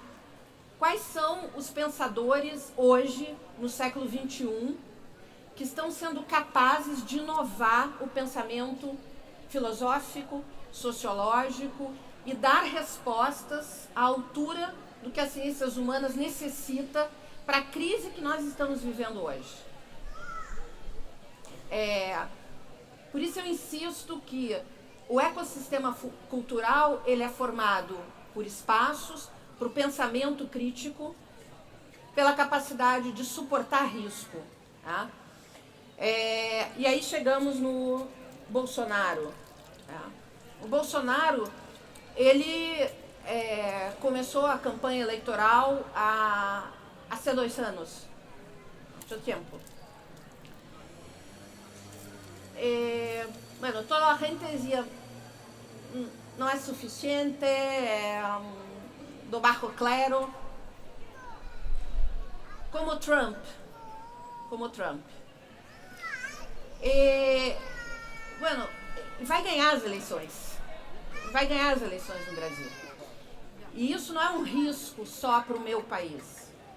Isso é um risco para toda a América Latina e para a economia global.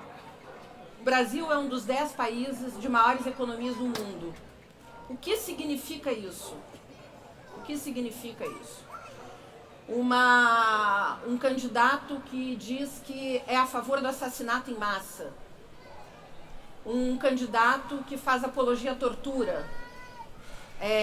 Um candidato que se coloca como um missionário em prol do extremismo. Depois de 12 anos de um governo progressista que cometeu muitos erros, estamos aqui também em função desses erros. Tá? E talvez o maior erro não tenha sido da corrupção. Talvez o maior erro tenha sido achar que consumo de bens era suficiente para mudar uma mentalidade extremamente ditatorial, desigual, tá? E extremista, que faz o Brasil ser um país que comete mais de 60 assassinatos por ano. Essas são as estatísticas. Tá? nós cometemos 63 mil assassinatos de jovens por ano. Então, o Bolsonaro, ele é a materialização dessa brutalidade. E se nós queremos, de alguma maneira, se opor a isso, nós precisamos inovar imensamente os nossos compromissos hoje, agora, dessa geração, em torno dos postulados culturais que formam uma certa mentalidade política. E eu não acredito que isso vai ser feito de cima para baixo, mas eu também não acredito que apenas a ação comunitária é suficiente para isso.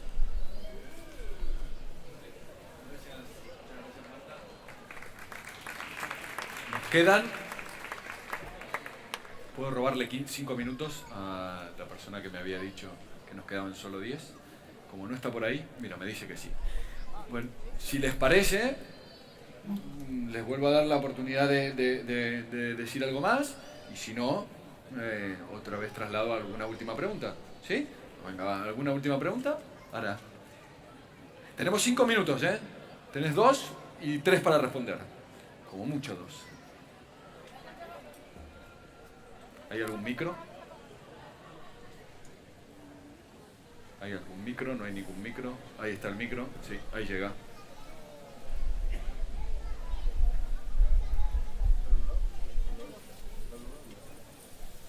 Bueno, simplemente... Uy, es que además no podía gritar mucho. Simplemente ha sido muy interesante. Creo que hay un aspecto que se ha abordado solo tangencialmente y me gustaría ver si podéis decir algo más. Y es que creo que habéis planteado las intervenciones en el sentido de qué podemos hacer las de abajo desde nuestra precaria posición para generar igualdad cultural, ¿sí? Digamos, ¿no? Viendo el marco desde nuestra cupulita, cómo generamos algo. Pero es que fuera de la cupulita está el capital, ¿no? Y entonces el capital es una máquina de generar desigualdades. No estaremos nosotros generando 4 y el capital destruyendo 200, ¿no? Entonces la pregunta iba en el sentido de si podéis decir alguna cosa de si desde este ámbito se puede confrontar de forma más directa esta cuestión de cómo enfrentarnos al capital y a su destrucción general. Gracias. Gracias. Una pregunta fácil para terminar, ¿eh?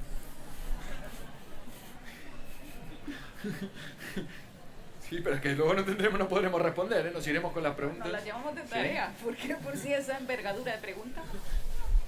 ¿Sí o no? ¿Sí? Bueno, ¿alguien se anima? ¿Sí o no? Sí, pues venga, va. Sí. Espera, que no te escucharán, ¿eh? El regidor me mira con una cara de mala onda.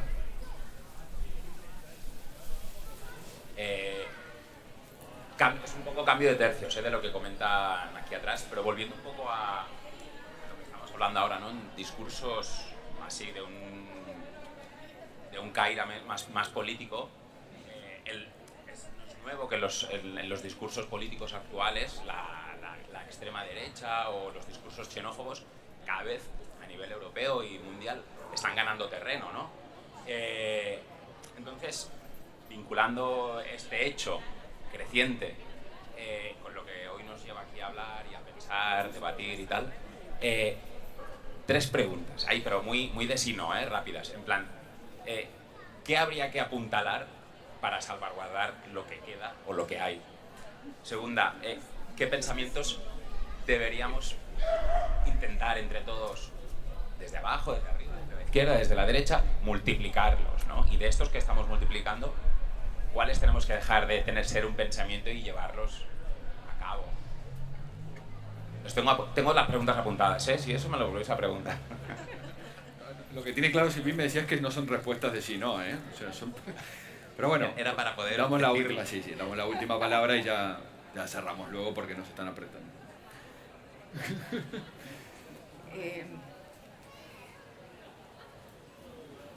Es demasiado complicado lo que ponen en la mesa. Y digamos, está bueno las preguntas para llevarse que hay que seguir conversando. Hay este ejercicio de cuando uno planifica colectivamente, que es preguntarte qué tienes que seguir haciendo, qué dejar de hacer y qué puede ser cambiado.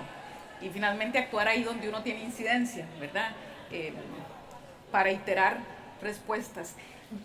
Sí, como en la última vuelta, lo que me queda inquietud es que sí seguimos poniendo como antípodas ciertas posibilidades, lo que les decía, ¿verdad? Decir solo economía creativa, economía agrícola no te dice cuál, y hay una que es depredadora absoluta y otra es una manera de organizarse razonablemente eficiente para resolver necesidades humanas, digamos, que tiene que ver con lo que decía al principio. No vas en una administración o en una generación erradicar la pobreza, arreglar el mundo, cambiarlo por completo. Vamos a acercar brechas y hacer apuestas que creemos que fortalecen ciertas posibilidades. Y finalmente esto que dicen los budistas, ¿verdad? Si uno se sorprende de algo es porque no estaba prestando atención. Y a mí la pregunta que me queda de varias cosas que han venido pasando en nuestras sociedades es ¿para dónde estábamos mirando? ¿Por qué no estábamos cerca de esto que de pronto nos da un volcón como un tsunami y estaba ahí? Y claro, ya sucedidas las cosas uno dice, claro, ¿desde cuándo no estamos prestando atención? ¿Cuál brecha no nos importaba y dejamos que estuviera ahí cultivándose hasta que nos explota en la cara así? Entonces sí creo que hay unas corresponsabilidades que no estamos asumiendo y en las que tenemos que preguntarnos cómo atender, ¿verdad? Pero tal vez no desde las polaridades absolutas, sino desde un cuadro no blanco y negro, sino de más matices. Eso es como lo que te puedo devolver ahorita. Bom, eu respondo da seguinte maneira. Eu produzi alguns artigos para a Bienal, alguns que estão em catalão, que foram publicados, outros em castelhano. Porque não me parece que são questões possíveis de serem respondidas por um painel nesse tempo que nós temos. É uma responsabilidade muito grande traçar hipóteses que, quando a gente não tem os recursos, as ferramentas filosóficas e sociológicas suficientes ainda. O que eu defendo é que é preciso começar e que no final da década de 80, em 87, quando se lançou o relatório Brundtland e o nome Sustentabilidade, começa a partir desse momento, você tem uma mudança de paradigma global. Você introduz a questão do meio ambiente, você introduz a questão do desenvolvimento sustentável como uma prerrogativa ética para uma determinada geração de pessoas. Então, eu finalizo com uma pergunta. Qual é a prerrogativa ética dessa geração, aquilo que nos cabe viver hoje, para mudar o paradigma? Né? Nós temos poucas ferramentas para dizer que é necessário uma alteração da ordem de governança global. Alguns teóricos vêm falando sobre isso. Harari, que lançou recentemente o Sapiens, Martha Nussbaum vem falando disso há bastante tempo. Michael Sandel vem falando disso há algum tempo. Então, existem sim alguns teóricos ligados à filosofia política que vem defendendo uma necessidade orientada de se produzir um pensamento crítico, mas também palavras que não existem, uma mudança na retórica global, porque a política de cultura, ela não é suficiente para dar respostas a isso. O movimento comunitário não será suficiente para dar respostas a toda a dor e ao sentimento de derrota que leva bilhões de pessoas para o extremo do posicionamento político. Então, é sim necessário desenhar, organizar, produzir, a partir de ciências humanas, tá? Uma contribuição orientada para pensar um novo paradigma de pensamento e de nova ordem global. Isso foi feito em alguns momentos da história. Então, o que eu estou defendendo aqui não é uma utopia.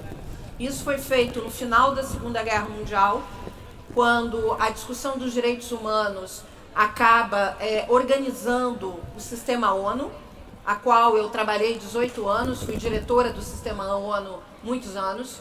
Então, existiu um determinado momento, final da década de 40, onde se estabeleceu uma nova governança global, a partir de uma compreensão e de uma visão de mundo de que não era mais possível viver naquele estado das coisas que tinha levado a 2 grandes guerras, ao Holocausto e, enfim, a toda a tragédia que o mundo viveu no início do século XX.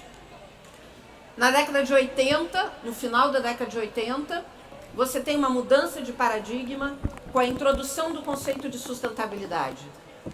E agora? E agora? Nesse momento que nós estamos vivendo, eu diria que qualquer resposta pequena, micro, qualquer resposta tirada ao léu não será suficiente para responder a essa complexidade que nós estamos vivendo. Tá?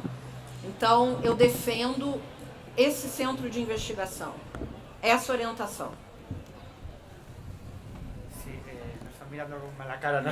Mala cara. El regidor, voy a intentar ser... Nos ha dado tiempo. Sí, os voy a ser no lo extremadamente breve. No, yo no sé responder a una pregunta tan amplia y complicada, ¿no?, como la de la relación entre la cultura y el capitalismo, y cuando no sé responder a una pregunta tan complicada, yo lo que hago o intento hacer es descomponerla en preguntas más pequeñitas, ¿no? Yo creo que a veces desde la izquierda tenemos una visión un poco caricaturesca del capitalismo, ¿no? También de la cultura, pero bueno, es otro asunto. El capitalismo es un sistema social complejo, muy complicado, que tiene distintas versiones, distintas declinaciones, ¿no? Así que tampoco creo que haya una única relación posible entre capitalismo y cultura, o entre instituciones culturales y capitalismo, depende, ¿no? Estamos entrando en una nueva fase precisamente del capitalismo, en la anterior era diferente, así que yo me arriesgaría a decir que a lo mejor la manera de responder a esa tan complicada, tan importante que has planteado es tratar a lo mejor de analizarlo más en concreto, ¿no? Prácticas culturales más específicas respecto a dinámicas capitalistas un poco más específicas, para no, sobre todo para no desanimarse mucho. Y termino muy sucintamente respecto a lo que planteabais de la oleada neo-autoritaria que estamos viviendo. Yo creo que sería un error, y yo creo que es un error que se comete últimamente a menudo, verlo como una especie de sucesión histórica, ¿no? O sea, bueno, hubo una crisis en 2008, después en algunos países hubo una especie de efervescencia democratizadora, esperanzadora en algunos países del sur de Europa, ahora en la siguiente fase. Yo creo que eso no es así. O sea, las dos opciones estuvieron desde el primer momento sobre la mesa. Quiero decir que ante... Eso pasa muchas veces a lo largo de la historia moderna, ante una crisis económica y de régimen como la que se empezó a vivir, ¿no?, en ese momento, al final de la primera década de los 2000, hay dos opciones. Una, optar por profundizar en la democracia, ¿no?, someter el mercado a la democracia, o bien reaccionar con una especie de narcisismo herido, ¿no?, mediante experimentos autoritarios que te devuelvan de alguna forma el sueño de los viejos buenos tiempos, ¿no?, de la prosperidad, el orden y esas cosas, ¿no? Esas dos opciones siempre han estado ahí. Lo que pasa que, bueno, durante algún momento pareció en distintos lugares del mundo, entre ellos en España, ¿no?, que la opción democratizadora, bueno, pues tenía una opción de ganar. Ahora estamos viviendo un contramovimiento diverso, pero yo creo que a lo mejor también es más esperanzador vivirlo así. ¿Cuáles son las herramientas? Pues yo creo que tampoco hay grandes misterios. Yo creo sencillamente que democracia y antifascismo son sinónimos, y no ceder ni un milímetro ahí, ¿no? Democracia y antifascismo son sinónimos. Si eres demócrata, eres antifascista, punto. Y nada más. Moltíssimes gràcies, muchas gracias a ustedes, moltes gràcies al regidor i a tota la gent que treballa per fer possible aquests esdeveniments de la Bienal. De veritat, moltes gràcies, i moltes gràcies per compartir aquest matí amb nosaltres, que crec que ha estat superinteressant. Moltíssimes gràcies.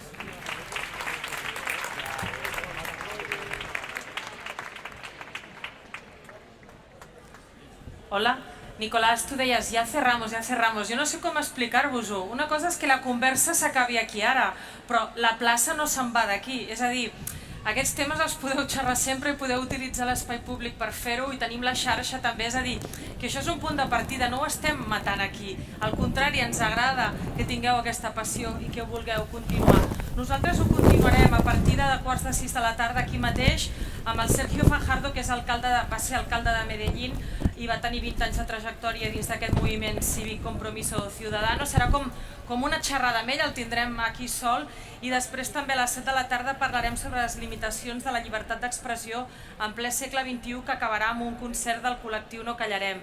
Teniu el programa allà, hi ha moltíssimes més activitats, al CCCB també hi ha xerrades i fins i tot a les 9 del vespre un altre concert allà amb Yacine Belhacén, és a dir, que això no para. Vinga, gràcies.